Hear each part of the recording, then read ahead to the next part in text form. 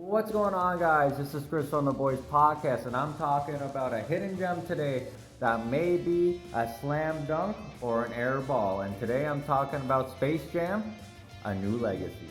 This is a weird one, and I never thought I'd be making a video on a Space Jam game.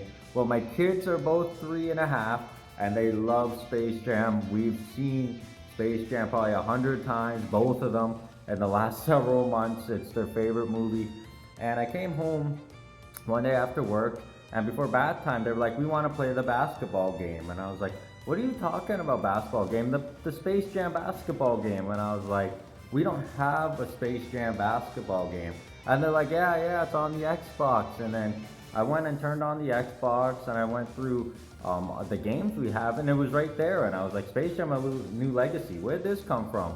And my wife had downloaded it for them. And I was like, well, okay, let's play it.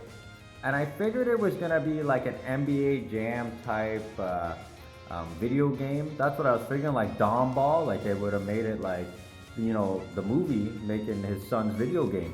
And it was totally different, and it was something I wasn't expecting. It was a beat 'em up style game when you play as LeBron James and the Looney Tunes cast, and you're going through levels and fighting bosses that are from the Goon Squad. And what makes this a hidden gem, 100% sure, obviously, I grew up with the original Space Jam, and it's just this game had so much charm. Just a nostalgic feeling for me, and it was something that was different from playing video games because I was able to enjoy it with my sons.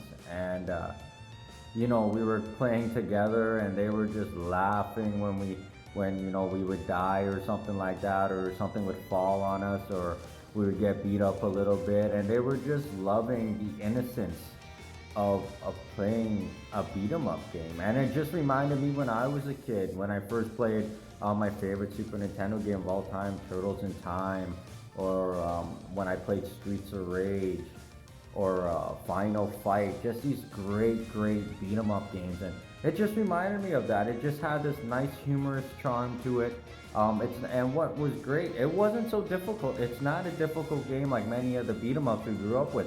It was nice and easy, and me and my sons were able to, go through the game and just have fun and go through the trials and tribulations and fight the bosses. And it was just it was just something I wasn't expecting, and it was something that I always wanted to feel, a moment of playing a video game with my sons, and they love Space Jam, and to be able to connect my love with Space Jam with their love with the new Space Jam, and they put it all in this game in a beat 'em up retro style, and the graphics are beautiful, the background is great.